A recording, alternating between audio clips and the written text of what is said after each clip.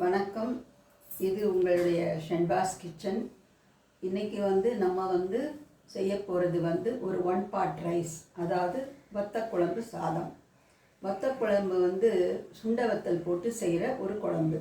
சுண்ட வத்தல் வயிற்று புண்ணை ஆற்றுன்னு சொல்லுவாங்க. அது உடம்புக்கு ரொம்ப நல்லது.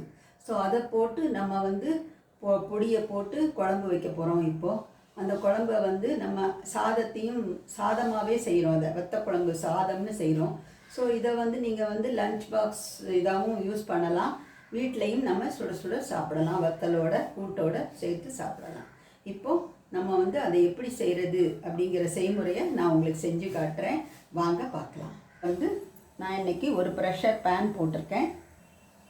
இதுக்கு நல்லெண்ணெய் தான் ரொம்ப நல்லது, உடம்புக்கு ரொம்ப நல்லது நல்லெண்ணெய். அதுலேயும் இந்த குழம்புக்கு கூடுதல் சுவையை கொடுக்கறது நல்லெண்ணெய். ஸோ இன்றைக்கி ஒரு 2 குழிக்கரண்டி நல்லெண்ணெயை நம்ம ஊற்றிப்போம்.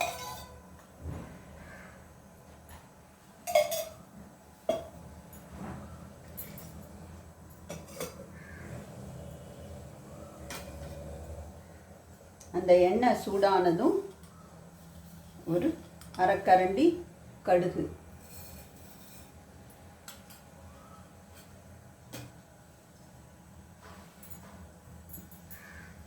ஒரு அரை ஸ்பூன் உளுந்தம்பருப்பு,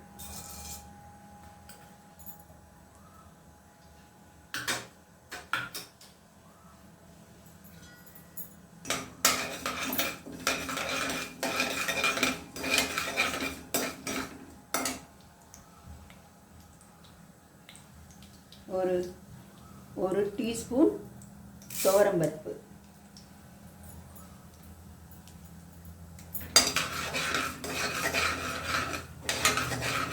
ஒரு 1/4 டீஸ்பூன் வெந்தயம். இந்த குழம்புக்கு வெந்தயம் ரொம்ப நல்லது. வெந்தயம் உடம்புக்கு ஒரு குளிர்ச்சியை தரும். ஸோ வெந்தயம். இப்போது நம்ம சுண்ட வத்தல் எடுக்கிறோம். சுண்ட வத்தல் நிறைய போட்டால் கசப்பு வரும். அதனால் ஒரு 5-6 வத்தல் போட்டால் போதும். போட்டு எண்ணெயில் நல்லா பொரியணும்.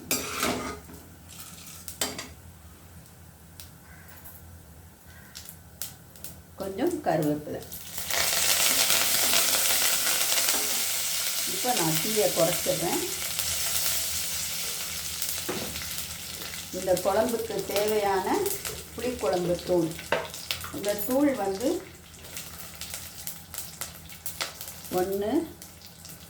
2 புளிக்கு தேவையான அளவுக்கு போட்டுக்கலாம். அந்த தூளை ஒரு 2.5 போட்டிருக்கேன். 2.5 டீஸ்பூன் போட்டிருக்கேன். தீயை குறைச்சிடணும், ஏன்னா கருகிடக்கூடாது. அதுதான் சமையலில் ரொம்ப முக்கியம்.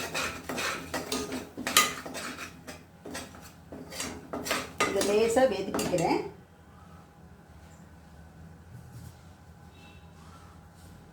இப்போ நம்ம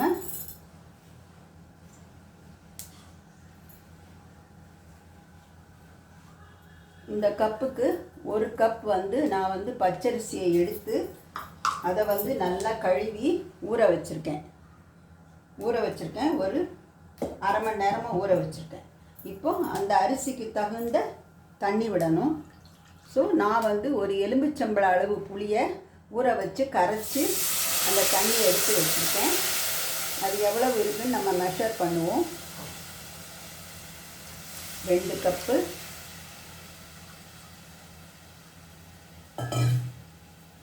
2.25 கப் இருக்குன்னு நம்ம அதுக்கு மேலே நம்ம தண்ணி விட்டுக்கலாம். ஸோ 3 கப் ஆகுது. 4 கப் சரியாக இருக்கும். 1 கப் அரிசிக்கு 4 கப் தண்ணி.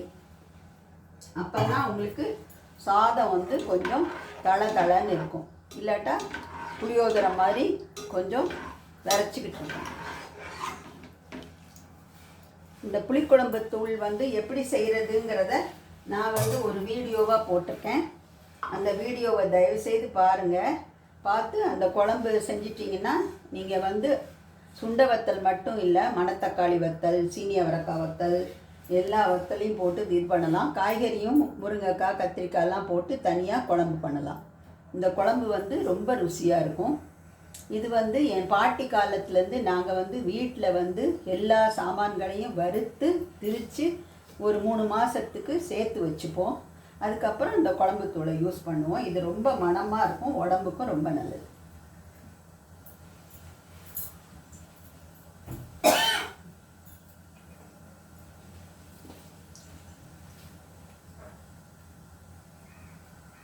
கொஞ்சம் மஞ்சத்தூள், ஒரு 1/4 டீஸ்பூன் மஞ்சத்தூள், இந்த குழம்புக்கு தேவையான உப்பு,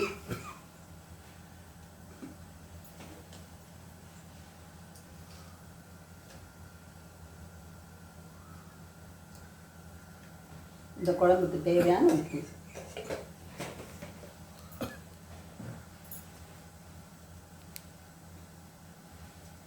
இந்த குழம்பு இப்போ ஒரு கொதி வரட்டும். கொதி வந்ததுக்கப்புறம் அரிசியை போடணும்.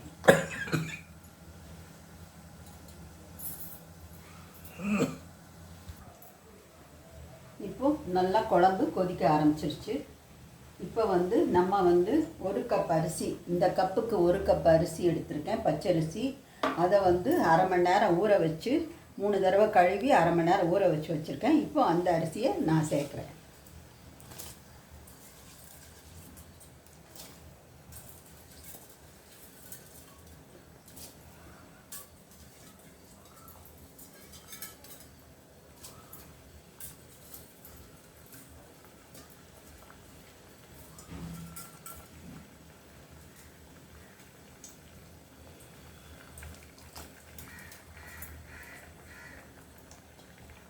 ஸோ இந்த 1 கப்புக்கு அரிசிக்கு 4 கப்பு தண்ணி விட்டுருக்கோம். புளி தண்ணியும் சேர்த்து தான். புளி தண்ணி ஒரு 2.25 இருந்தது, மேலே ஒரு 1.25 நம்ம வெறும் தண்ணி ஊற்றி, ஸோ 4 பங்கு. இப்போ வந்து நீங்கள் வந்து டேஸ்ட் பார்த்துக்கலாம்.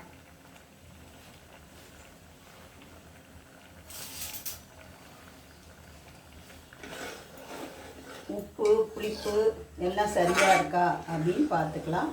எது தேவையோ அதை இப்போ சேர்த்துக்கலாம்.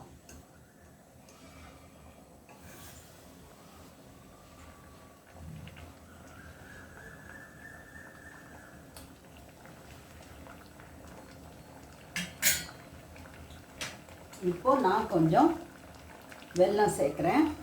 இது கூடுதல் சுவையை கொடுக்கும். இந்த வெல்லம் தேவையில்லைன்னா நீங்கள் சேர்க்க வேண்டாம். இப்போ நம்ம குக்கரை மூடி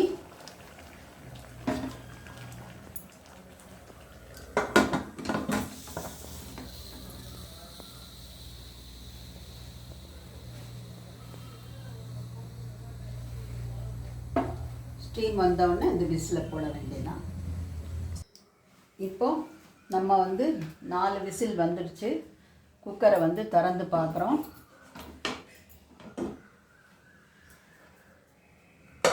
சாதம் வந்து வத்தக்குழம்பு சாதம் ரெடி ஆயிடுச்சு. நம்ம தண்ணி 4 வச்சதுனால நல்லா தொய்வாக இருக்குது. ஸோ இந்த மாதிரி தான் கொஞ்சம் நல்லா தொய்வாக இருந்தால் தான் உங்களுக்கு சாப்பிட்றதுக்கும் லஞ்ச் பாக்ஸு கொண்டு போகிறதுக்கும் நல்லா இருக்கும். இப்போது இந்த வத்தக்குழம்பு சாதத்துக்கு சவுச்சவ் கூட்டு நான் வந்து பண்ணியிருக்கேன். அதுவும் வத்தலும் ஒரு நல்ல காம்பினேஷன். ஸோ இந்த சாதம் செய்கிற முறையை பார்த்தீங்க. இந்த சாதத்தை வந்து நீங்கள் வந்து செஞ்சு பாருங்கள். புளிக்குழம்பு தூள் வந்து நான் ஏற்கனவே ஒரு வீடியோ போட்டிருக்கேன். அதில் வந்து எப்படி செய்கிறது அப்படிங்கிற முறையை போட்டிருக்கேன். அதை பார்த்து நீங்கள் இந்த புளிக்குழம்பு தூளை செஞ்சீங்கன்னா நீங்கள் வந்து கத்திரிக்காய், முருங்கைக்காய், கொத்தவரங்காய் எது வேணாலும் போட்டு அந்த குழம்பை தனியாகவும் செய்யலாம், வத்தலையும் போட்டு தனியாக வத்தல் குழம்பாக செய்யலாம். ஸோ இன்றைக்கி நம்ம 1 பாட் வத்த குழம்பு ரைஸ் பண்ணியிருக்கோம். அதை செஞ்சு பாருங்கள். ஷென்பாஸ் கிச்சனை சப்ஸ்கிரைப் பண்ணுங்கள். வணக்கம், நன்றி.